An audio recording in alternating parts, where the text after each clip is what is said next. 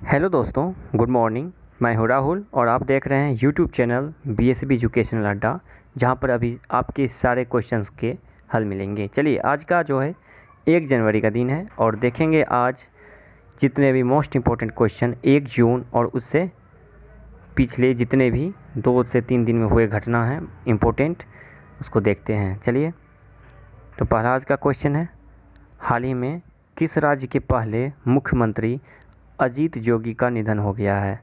तो हाल ही में अजीत जोगी जो कि हैं छत्तीसगढ़ राज्य के प्रथम मुख्यमंत्री थे, उनका निधन हो गया है। छत्तीसगढ़ के पहले मुख्यमंत्री अजीत जोगी का निधन हो गया। यह एक बड़े राजनेता थे जिनका लंबे समय तक राज्य की राजनीति में दबदबा रहा था। वह वर्तमान में मरवाही विधानसभा सीट से विधायक भी थे। छत्तीसगढ़ राज्य के बारे में बात कर लेते हैं, इसके बारे में बात आई है। तो छत्तीसगढ़ राज्य जो है, इसकी गठन जो हुआ था वो 1 नवंबर को 2000 में हुआ था। और अजीत जोगी जो हैं ये मुख्यमंत्री थे, छत्तीसगढ़ के पहले मुख्यमंत्री, जो कि नवंबर 2000 जब से गठन हुआ 2000 से लेकर नवंबर 2003 के बीच ये मुख्यमंत्री पद पे अपना कार्यकाल दिए थे। तो चलिए छत्तीसगढ़ की बात करते हैं। तो छत्तीसगढ़ जो है, इसकी जो गठन हुआ था 1 नवंबर 2000 को हुआ था और ये मध्य प्रदेश से अलग हुआ था। छत्तीसगढ़ राज्य जो है ये, यहाँ के अभी वर्तमान में सीएम कौन है? भूपेश बघेल हैं और गवर्नर सुश्री अनुसुईया उइके हैं, सुश्री अनुसुईया उइके। चलिए, यहाँ पे 2 मुख्य राष्ट्रीय उद्यान हैं, जैसे कि पहला राष्ट्रीय उद्यान है कांगेर घाटी राष्ट्रीय उद्यान, कांगेर घाटी राष्ट्रीय उद्यान। दूसरा है यहाँ का इंद्रावती राष्ट्रीय उद्यान। राष्ट्रीय उद्यान पूछे जाते हैं क्वेश्चन में कि ये राष्ट्रीय उद्यान कहाँ की है, इंद्रावती राष्ट्रीय उद्यान। और एक इम्पोर्टेंट है, तीसरा भी है अचान कमार राष्ट्रीय उद्यान। अचान कमार राष्ट्रीय उद्यान, इंद्रावती राष्ट्रीय उद्यान और कांगेर राष्ट्रीय उद्यान, मुख्यतः 3 राष्ट्रीय उद्यान छत्तीसगढ़ में लोकेटेड हैं। देखिए, इंडियन स्टेट फॉरेस्ट रिपोर्ट जो कि 2019 में आया है, इसके मुताबिक सबसे ज़्यादा वन कहाँ है? मध्य प्रदेश में। और दूसरे स्थान पे आता है अरुणाचल प्रदेश, लेकिन तीसरे स्थान पे जो आता है वो छत्तीसगढ़ ही है। यानी इंडियन स्टेट फॉरेस्ट रिपोर्ट 2019 के अनुसार सबसे ज़्यादा वन आच्छादित तीसरे स्थान पे कौन सा राज्य है? छत्तीसगढ़ ही है। और यहाँ पे पूछा जाए कि कितना क्षेत्रफल पे वन है, तो लगभग 55,611 किलोमीटर स्क्वायर पे वन का विस्तार है। जबकि पहले स्थान पर मध्य प्रदेश से कितने के साथ? 77,482 वर्ग किलोमीटर स्क्वायर के साथ। और दूसरा स्थान पर अरुणाचल प्रदेश 66,688 किलोमीटर स्क्वायर पर फैलाव है। जबकि परसेंटेज की दृष्टि से देखा जाए तो 2019 रिपोर्ट के अनुसार, ISFR रिपोर्ट यानी इंडियन स्टेट फॉरेस्ट रिपोर्ट के अनुसार, परसेंटेज की दृष्टि प्रतिशतता की दृष्टि से सब सर्वाधिक वन कहाँ है? तो मिजोरम में है। कहाँ है? मिजोरम में है। सर्वाधिक प्रतिशतता की दृष्टि से मिजोरम में है। और सर्वाधिक क्षेत्रफल की दृष्टि से मध्य प्रदेश में है, क्षेत्रफल की दृष्टि से। देखिए, 2019 रिपोर्ट जो आया ISFR, इसी रिपोर्ट के अनुसार सर्वाधिक तेज़ी से बढ़ने वाला किस राज्य में सर्वाधिक तेज़ी से वन बढ़ी है, वन वृद्धि हुई है? तो वह कर्नाटका। क्या है? कर्नाटका है। कर्नाटक यहाँ पे 1025 किलोमीटर स्क्वायर पर वन में वृद्धि हुई है। और कर्नाटक की राजधानी जो बेंगलुरु है, वो इसरो का मुख्यालय वहीं पे है, फ्लिपकार्ट का भी मुख्यालय वहीं है। जो बेंगलुरु है ये विश्वभावती नदी के किनारे बसा है, विश्वभावती नदी के किनारे बसा है। चलिए नेक्स्ट क्वेश्चन देखते हैं। अच्छा, छत्तीसगढ़ में कुछ लोकसभा राज्यसभा पॉलिटिकल से बात कर लेते हैं, क्योंकि इससे भी क्वेश्चन बनता है। तो छत्तीसगढ़ में जो राज्यसभा यानी उच्च सदन जो होता है, हमारी संसद का उच्च सदन राज्यसभा, इसके सीट 5 हैं, लोकसभा के सीट 11 हैं और विधानसभा जो राज्य के सीट होते हैं वो 90 हैं। कितने? 90 हैं। चलिए नेक्स्ट क्वेश्चन देखते हैं। हाल ही में CIPET का नाम बदलकर क्या कर दिया गया है? सबसे पहले तो हाल ही में CIPET का नाम बदल के देख लेते हैं। आंसर क्या है? CIPET ही किया गया है।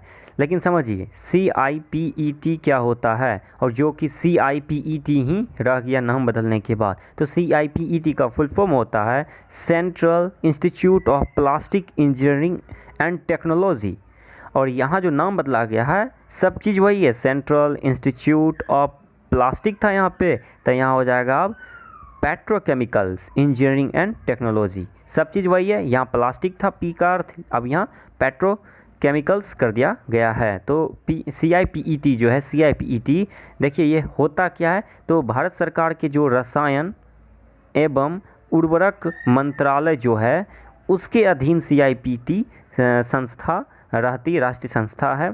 संस्था का जो नाम है वो तमिलनाडु सोसाइटी पंजीकरण अधिनियम 1975 के तहत रजिस्टर किया गया है। चलिए बात करते हैं, अभी बात आई है कि भारत के रसायन एवं उर्वरक मंत्रालय की, तो रसायन और उर्वरक मंत्रालय के अभी मंत्री कौन है, तो DV Sadananda Gowda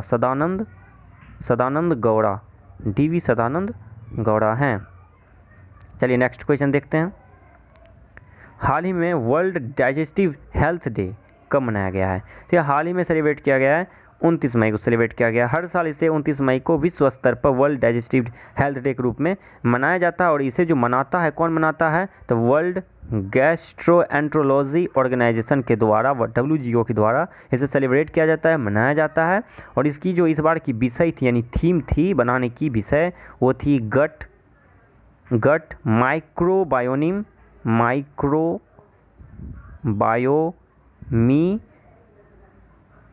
a global परसेप्टिक, माइक्रोबायोमिल a global परसेप्टिक। चलिए आप WGO की बात करते हैं, क्योंकि WGO ही इसे मनाने की घोषणा की है और इसे मनाता भी है। तो जो WGO है इसका मतलब होता है वर्ल्ड गैस्ट्रोएंट्रोलॉजी ऑर्गेनाइजेशन, जिसके हेडक्वार्टर की बात करें तो ये अमेरिका में भी कहाँ है, तो मिलवॉकी में है। और इसका जो स्थापना हुआ था 1958 में हुआ था। चलिए अगर अदर डे की बात करें तो 28 मई को जो सेलिब्रेट किया गया है वर्ल्ड हंगर डे को सेलिब्रेट किया गया है, और 25 मई को विश्व थायराइड दिवस, और 24 मई को राष्ट्रमंडल दिवस। 29 मई को क्या सेलिब्रेट किया गया है, तो हाल ही में भी बताएं वर्ल्ड डाइजेस्टिव हेल्थ डे के साथ साथ एक और डे है अंतर्राष्ट्रीय महिला स्वास्थ्य कार्रवाई दिवस, और एक और है अंतर्राष्ट्रीय एवरेस्ट दिवस, क्योंकि 29 मई को ही विश्व में, दुनिया में पहले बार एवरेस्ट पर फतह किया था। नेपाल के एक थे और न्यूजीलैंड के एक थे। नेपाल के जो थे वो तेंजिंग नोर्गे थे, जबकि जो न्यूजीलैंड के थे वो तेंजिंग नोर्गे के साथ थे एडमंड हिलरी। चलिए नेक्स्ट क्वेश्चन देखते हैं। हाल ही में 36वें राष्ट्रीय खेलों को 36वें नेशनल जो अभी गेमिंग होता को कोरोना वायरस के कारण, कोविड-19 के कारण जो है कब तक के लिए स्थगित कर दिया गया है, तो 36वें राष्ट्रीय खेल जो होने वाला था गोवा में, वो अब अनिश्चित काल के लिए उन्हें टाल दिया गया है। देखिए गोवा में अक्टूबर नवंबर में आयोजित की जानी थी, कोविड-19 महामारी के कारण अनिश्चित काल तक इसे स्थगित कर दिया गया है। और देखिए इन खेलों का जो आखिरी संस्करण था ये 2015 में केरल में आयोजित किया गया था, आखिरी संस्करण जो हुआ था। उसके बाद जो अब होने वाला था वो गोवा में, लेकिन अभी टाल दिया गया है। चलिए बात करते हैं इंडियन ओलंपिक एसोसिएशन यानी IOA, इंडियन ओलंपिक एसोसिएशन, भारतीय ओलंपिक संघ की। तो भारतीय ओलंपिक संघ के जो अध्यक्ष हैं वो नरेंद्र ध्रुव बत्रा हैं। कौन? नरेंद्र ध्रुव बत्रा हैं। और ये जो है नरेंद्र ध्रुव बत्रा ये FIH के भी अभी हेड हैं, जिनका कार्यकाल अभी फ़िलहाल मई 2021 तक के लिए बढ़ा दिया गया है। FIH बोले तो हॉकी इंटरनेशनल हॉकी फेडरेशन, अंतर्राष्ट्रीय हॉकी संघ के जो है ना ये अध्यक्ष भी हैं। कौन? नरेंद्र ध्रुव बत्रा। और IOA के भी ये नरेंद्र ध्रुव बत्रा अध्यक्ष हैं। और हाल ही में IOC में नरेंद्र बत्रा को ओलंपिक चैनल कमीशन के एक सदस्य के रूप में चुना गया है। और उनका कार्य होता है ओलंपिक चैनल कमीशन का कि जो IOC या इंटरनेशनल ओलंपिक कमेटी, अंतर्राष्ट्रीय ओलंपिक महासंघ, इनके बैठक, कार्यकारी बोर्ड और अध्यक्ष को ये सलाह देने का कार्य करते हैं। चलिए नरेंद्र बत्रा हाल ही में 36वें राष्ट्रीय खेल जो कि गोवा में होने वाले थे, कब कितना स्थगित कर दिया गया है, तो अनिश्चित काल के लिए। चलिए नेक्स्ट क्वेश्चन देखते हैं। हाल ही में हुई FSDC की 22वीं बैठक की अध्यक्षता किसने की? FSDC का मतलब होता है financial stability and development council, बोले तो वित्तीय स्थिरता और विकास परिषद की जो 22वीं बैठक की गई, तो उसकी अध्यक्षता किसने की? तो देखिए ये फिनांसीय बात है, फिनांसीय बात है तो वित्त मंत्री ही जाहिर सी बात है। तो FSDC की वैसे भी परिषद की जो है बैठक की अध्यक्षता वो वित्त मंत्री ही करते हैं। और FSDC जो है, FSDC की बात कर लेते हैं पहले। तो चलिए पहले इसका आंसर देख लेते हैं। तो इसका आंसर जो FSDC की 22वीं बैठक की अध्यक्षता वो निर्मला सीतारमन ने की है, जो कि भारत के वित्त मंत्री भी हैं, वित्त मंत्री कारपोरेट कार्य मंत्री भी हैं, वित्त मंत्री हैं ये।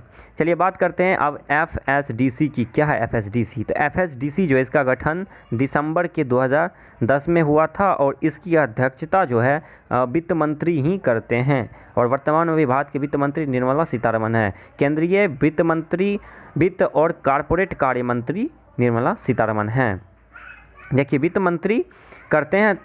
और देखिए FSDC जो है ये इसके कौन कौन सदस्य होते हैं? तो RBI के गवर्नर होते हैं सदस्य, भारत के जो वित्त सचिव होते हैं वो होते हैं सदस्य आदि, ये सभी सदस्य होते हैं। देखिए ये जो है केंद्रीय वित्त एवं कारपोरेट कार्य मंत्री निर्मला सीतारमन, इन्होंने ही अभी दिल्ली में हुई FSDC की अध्यक्षता की है, यानी financial stability and development council की अध्यक्षता की है। वो 22वीं बैठक थी, याद रखिएगा। कोविड-19 महामारी के संदर्भ में वित्तीय स्थिरता बनाए रखने के लिए भारत सरकार एवं नियामकों द्वारा हाल ही में उठाए गए निर्णयों की समीक्षा वहाँ पे की गई, चर्चा की गई कि वित्तीय स्थिति को कैसे संवारा जाए, पटरी पे लाया जाए। चलिए वित्त मंत्रालय की बात आई है। तो वित्त मंत्रालय का जो गठन हुआ था वो हुआ था 29 अक्टूबर 1946 को। और इसका हेडक्वार्टर कहाँ है? तो सचिवालय भवन रायसीना की पहाड़ी दिल्ली में है। चलिए नेक्स्ट क्वेश्चन देखते हैं। अदर ऑप्शन की बात करें तो अजय भूषण पांडे जो है ये हाल ही में वर्तमान में भारत के वित्त सचिव हैं। ये वित्त मंत्री, ये वित्त सचिव हैं। तरुण बजाज ये आर्थिक मामलों के सचिव प्लस RBI के जो हैं, RBI के केंद्रीय बोर्ड के निदेशक भी हाल ही में इन्हीं को चुन लिया गया है। और ये तरुण बजाज 1987 बैच के IAS अधिकारी हैं। अमित खरे की बात करें तो ये सूचना एवं प्रसारण विभाग के सचिव नियुक्त किए गए हाल ही में। अमित खरे सूचना प्रसारण विभाग के सचिव। हाल ही में सूचना प्रसारण विभाग के मिनिस्टर कौन है? तो वो हैं प्रकाश जावड़ेकर, जो कि पहले शिक्षा मंत्री थे। अभी वर्तमान में शिक्षा मंत्री कौन है? तो वो हैं रमेश पोखरियाल निशंक। और इनका जो निर्वाचन क्षेत्र है वो हरिद्वार है। अभी शिक्षा मंत्रालय जो उसे जाना जाता है HRD मिनिस्ट्री से, मतलब कि ह्यूमन रिसोर्स डेवलपमेंट अर्थात मानव संसाधन विकास मंत्रालय के नाम से जाना जाता है। शिक्षा मंत्री जो होता है ना वो शिक्षा मंत्री कहलाता है, लेकिन शिक्षा मंत्रालय नहीं है, वो शिक्षा मंत्रालय बदल के हो गया है मानव संसाधन विकास मंत्रालय। और जैसे जल मंत्री पहले होता था, अब जल मंत्री नहीं है, अब हो गया जल शक्ति मंत्री, जो कि अभी गजेंद्र सिंह शेखावत हैं। चलिए नेक्स्ट क्वेश्चन देखते हैं। हाल ही में क्रिस्टोफ मैरियक्स पुरस्कार किसे दिया गया? क्रिस्टोफ मैरियक्स पुरस्कार हाल ही में क्वारैसा अब्दुल करीम को दिया गया है। महिलाओं को वायरस से बचाने वाली टॉपिकल जेल की खोज करने वाली, यही टॉपिकल जेल की ये खोज की थी वो साउथ अफ्रीका की HIV शोधकर्ता क्वारैसा अब्दुल करीम को हाल ही में क्रिस्टोफ मैरियक्स पुरस्कार से ये सम्मानित किए गए हैं। क्रिस्टोफ मैरियक्स पुरस्कार जो है फ्रांस में विज्ञान के क्षेत्र में दिए जाने वाले शीर्ष पुरस्कार में से एक हैं। इन्होंने डरबन स्थित CAPRISA मतलब कि centre of AIDS programme of research in South Africa के वे प्रमुख भी है। और वहीं पे वो अपने काम के लिए ये पुरस्कार प्राप्त किए। और इस पुरस्कार के तहत उन्हें कितनी राशि मिली है? तो जो राशि मिली है वो मिली है $5,51,000, लगभग आधा मिलियन यूरो मिला है उनको। चलिए बात करते हैं साउथ अफ्रीका की बात आई है। तो साउथ अफ्रीका जो है, साउथ अफ्रीका ये इनके राष्ट्रपति वर्तमान में अभी हैं सिरिल रामाफोसा वहाँ के राष्ट्रपति। वहाँ की जो मुद्रा है, मुद्रा यानी पैसा जो होता है, जैसे भारत का रुपया है, तो वहाँ की मुद्रा है रैंड। और राजधानी वहाँ की 3 राजधानी है। एक है कैपटाउन जो कि विधायक राजधानी है, यानी कानूनी राजधानी, विधायी राजधानी है। प्रिटोरिया है एक राजधानी, ये जो प्रिटोरिया है ये कार्यपालिक राजधानी है। और जो ब्लोमफोंटेन है, क्या है? ब्लोमफोंटेन ये न्यायिक राजधानी है, नोट कर लीजिएगा, ये न्यायिक राजधानी। और यहाँ की जो सबसे बड़ा शहर है वो जोहान्सबर्ग है। क्या है? जोहान्सबर्ग। साउथ अफ्रीका की बात करें, लोकेटेड कहाँ है? तो साउथ अफ्रीका, अफ्रीका महाद्वीप जो है देखिए, अफ्रीका महाद्वीप के दक्षिण छोर पर स्थित एक गणराज्य है जिसकी सीमाएं उत्तर में नामीबिया, बोत्सवाना और जिम्बाब्वे और उत्तर पूर्व में मोजाम्बिक और स्वाजीलैंड के साथ लगती है। देखिए, उसके बगल में एक लेसोथो एक स्वतंत्र राष्ट्रीय देश है जो पूरी तरह साउथ अफ्रीका से ही घिरा हुआ है। चलिए नेक्स्ट क्वेश्चन देखते हैं।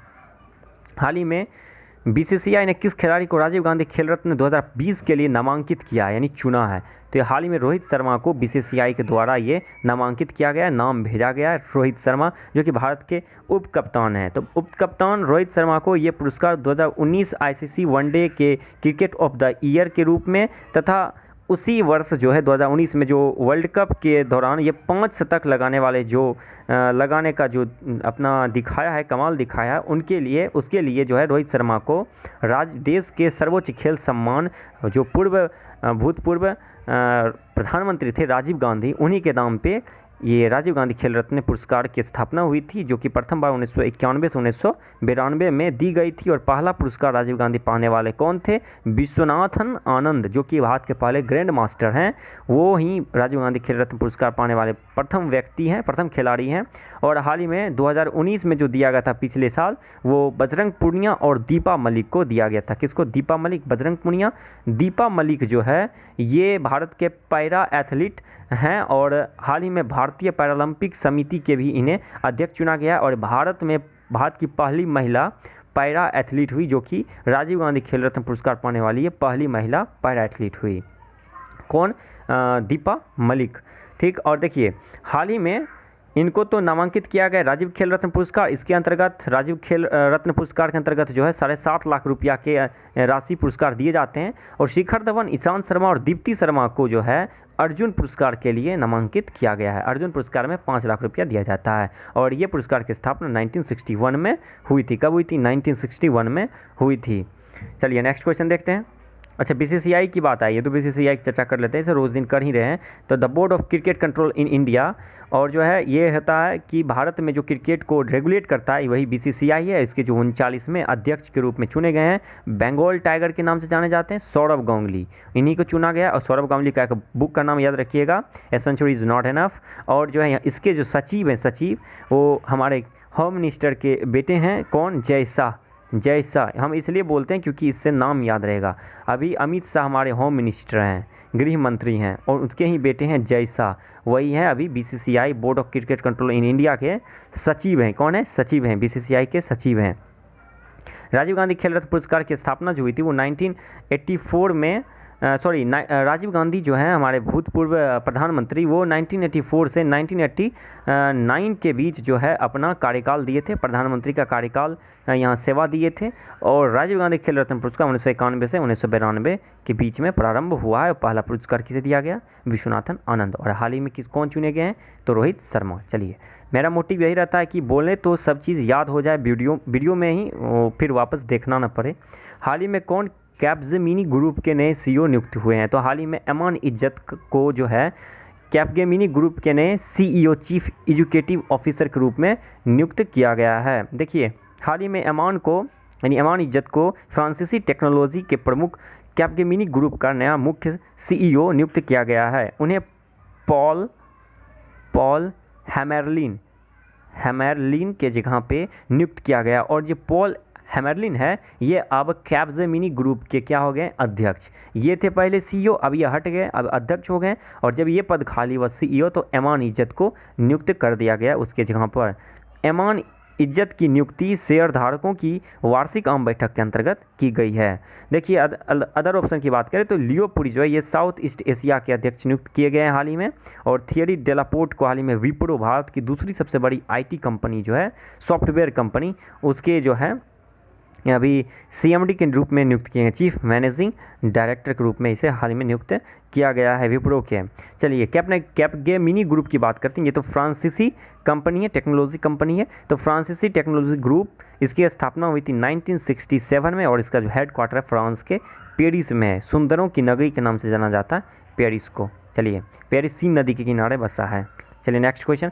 हाल ही में किस राज्य द्वारा श्रमिकों के लिए रोजगार सेतु योजना की शुरुआत की है, शुरू की है। तो ये हाल ही में जो है ऐसा करने वाला मध्य प्रदेश है। देखिए मध्य प्रदेश हाल ही में जो है बहुत सारी स्कीम लाई है, योजनाएं लाई है बैक टू बैक, जैसे कि जीवन शक्ति योजना, जीवन अमृत योजना, चरण पादुका योजना, FIR आपके द्वारा, इसके तहत आप ऑनलाइन ही रजिस्ट्रेशन कर सकते हैं। जैसे बाइक चोरी हुआ या कोई व्यवस्था मतलब है तो आप पुलिस स्टेशन ना जाएं, FIR आपके द्वारा, ये जो ऐप है इसके जरिए आप रजिस्ट्रेशन करवा सकते हैं, FIR दर्ज करवा सकते हैं। तो FIR आपके द्वारा है। चरण पादुका योजना है, जीवन शक्ति योजना, जीवन अमृत योजना है। फिर है एक कोई नहीं रहेगा बेरोजगार, सबको मिलेगा रोजगार योजना। इस योजना के तुरंत थोड़ा दिन पहले ही वो चलाया गया था। रोजगार सेतु योजना अभी हाल ही में स्टार्ट किया गया, रोजगार सेतु योजना, और ये मुख्यतः बेरोजगार लोगों, मजदूरों के लिए रोजगार देने के लिए चलाया गया है। देखिए मध्य प्रदेश में मैक्सिमम, मध्य प्रदेश की बात करें तो इसके जो भी CM हैं वो चौथी बार बने शिवराज सिंह चौहान है, और दूसरा जो है गवर्नर जो है, दूसरे पॉइंट मतलब गवर्नर जो है लालजी टंडन है, और तीसरे पॉइंट देखिए वहाँ के जो मुख्य न्यायाधीश हैं वो कौन है, तो एक के मित्तल यानी अजय कुमार मित्तल। ये 3 पॉइंट आपको याद रखना पड़ेगा, मुख्यमंत्री, राज्यपाल और मुख्य न्यायाधीश वहाँ के हाई कोर्ट के, ठीक। और देखिए वहाँ पर अगर लोकसभा की बात करें तो 29, राज्यसभा की बात करें तो 11, और विधानसभा की बात करें तो 230 सीट है। देखिए वहाँ पे कुछ मुख्य नेशनल पार्क की बात करें तो वहाँ के मुख्य national park Kanha national park, Madhav national park, Bandhavgarh national park, Panna national park, Satpura national park, Van Vihar राष्ट्रीय उद्यान नेशनल पार्क वहाँ पे है। देखिए भारत का पहला QR कोड लगाने वाला नेशनल पार्क मध्य प्रदेश के ही राजधानी भोपाल में स्थित वन विहार नेशनल पार्क है। वन विहार नेशनल पार्क है जो कि QR कोड लगाने वाला भारत का पहला, देश का पहला नेशनल पार्क बना है। मध्य प्रदेश में स्थित भोपाल जो राजधानी है इसकी,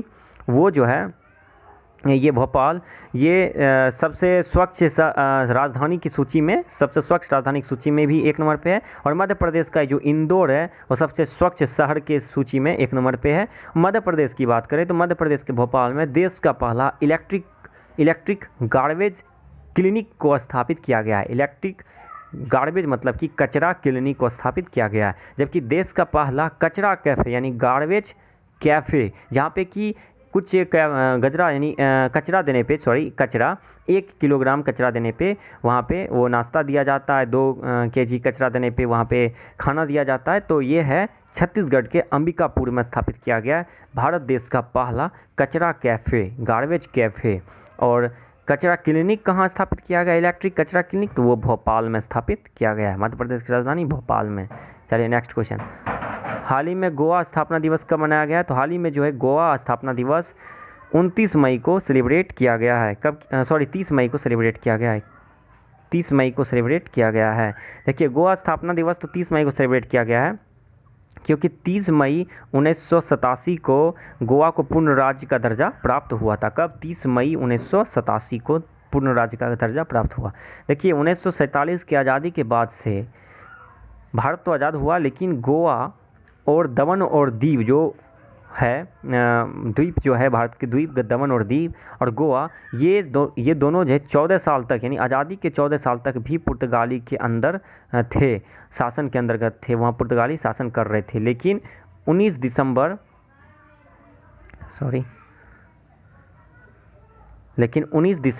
1961 को भारतीय सेना के द्वारा ऑपरेशन, याद रखिएगा विजय, ऑपरेशन विजय अभियान के तहत गोवा से और दमन और दीव से पुर्तगालियों को खदेड़ के भगा दिया, और तब से 19 दिसंबर को गोवा मुक्ति दिवस के रूप में मनाया जाता है। कब? गोवा मुक्ति दिवस 19 दिसंबर, जबकि गोवा का स्थापना दिवस 30 मई को, क्योंकि 30 मई 1987 को इसको पूर्ण राज्य का दर्जा प्राप्त हुआ था, जबकि 19 दिसंबर 1961 को इसे पुर्तगाली से आज़ाद किया गया था भारतीय सेना द्वारा ऑपरेशन विजय अभियान के तहत।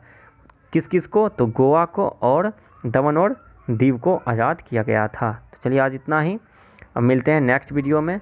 वीडियो पसंद आए तो लाइक करें, शेयर करें, सब्सक्राइब करें, और सब्सक्राइब ज़रूर करें, क्योंकि सब्सक्राइब अगर 1000 पुर जाएगा तो हम लोग क्लास में, मेरे जो हैं सभी लोग सोच रहे हैं कि क्लास में ऑनलाइन क्लास दें, चाहे वो मैथ्स का हो और चाहे वो साइंस का हो, जितने भी कॉम्पिटिटिव हैं चैप्टर उसको भी क्लियर किया जाएगा। तो लाइक करें, सपोर्ट करें। Thank you.